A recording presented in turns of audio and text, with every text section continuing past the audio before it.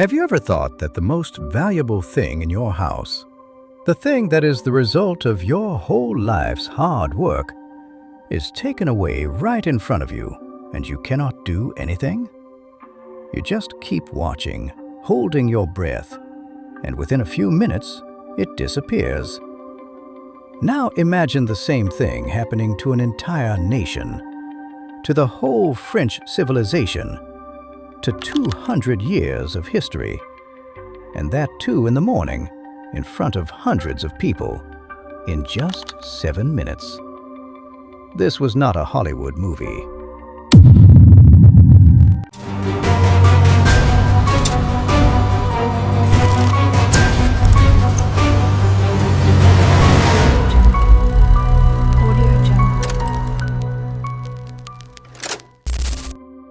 Of October 19th, 2025, when the royal crowns of France were stolen from the Louvre Museum in Paris, and an event happened that shocked the entire world.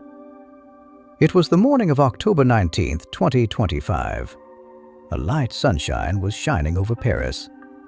The Louvre Museum, which is visited by more than 9 million people every year, opened at 9 a.m. as usual. Tourists from all over the world were entering inside. Families from America, Japanese tourists, European students. Everyone was walking around inside the museum. Not even 30 minutes had passed. It was 9:30 in the morning. Suddenly, a truck stopped in the street leading toward the River Seine. This was not an ordinary truck. It had a mechanical lift attached to it, the kind that is used in Paris to move furniture to higher floors. In the narrow streets of Paris, this is a common sight, so nobody paid attention. 4 people got out of the truck wearing yellow and orange construction worker vests, exactly the same colors worn by construction workers everywhere. Their faces were covered with balaclavas. 2 out of the 4 people raised the mechanical lift up to the balcony on the first floor of the museum. This was the same balcony that directly led to the Gallery of Apollo. The Apollo Gallery was the place where the royal jewels of Napoleon Bonaparte and his family were kept, treasures that were part of centuries of history. But the gallery window glass was very thick. In 2019, it had been specially reinforced so that nobody could break it from inside. But what these thieves did was something nobody had imagined. From outside, from the balcony, they took out an industrial-grade disc cutter and within just a few seconds made a hole in the thick glass and entered inside. The security alarm started ringing. The guards saw them. But the thieves did not care. They threatened the guards with power tools and kept moving forward. Following protocol, the guards started evacuating the tourists from the gallery. Later, an eyewitness said that complete chaos had broken out there, and people could not understand what was happening. And while all this panic was going on, inside, the 2 thieves were calmly breaking the glass display cases and collecting the jewels. Only 4 minutes. They stayed inside for just 4 minutes. They took 9 valuable items, came back out through the hole in the glass, climbed down from the balcony where their 2 partners were waiting, on Yamaha T-Max 560 cubic centimeter scooters, and escaped from the scene. According to the police, the entire operation was completed in just 7 minutes. While escaping, they even tried to set the truck on fire so no evidence would remain. But a brave museum staff member stopped them. Now the question is, what exactly was stolen?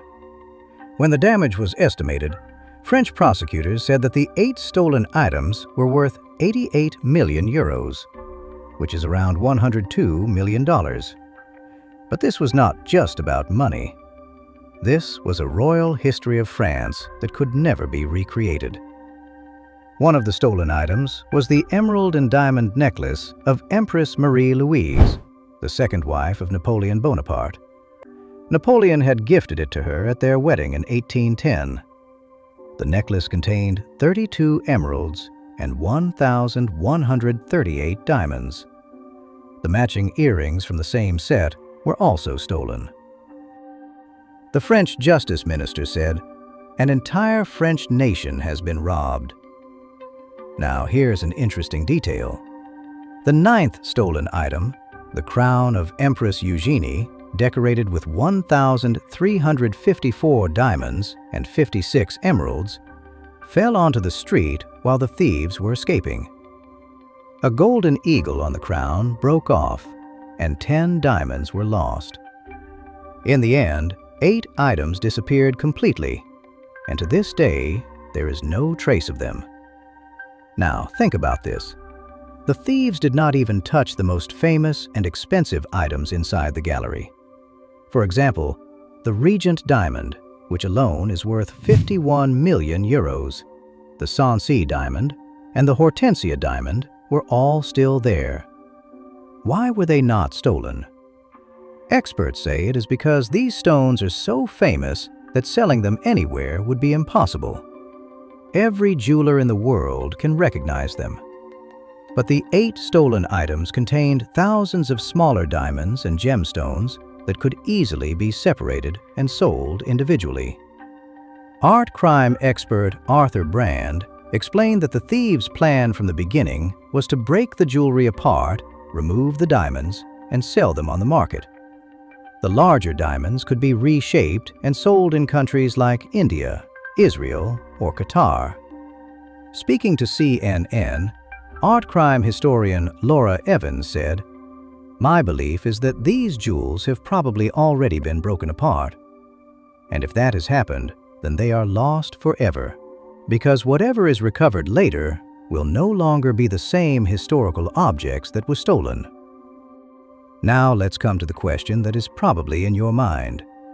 How could such a massive theft happen inside the world's most famous museum?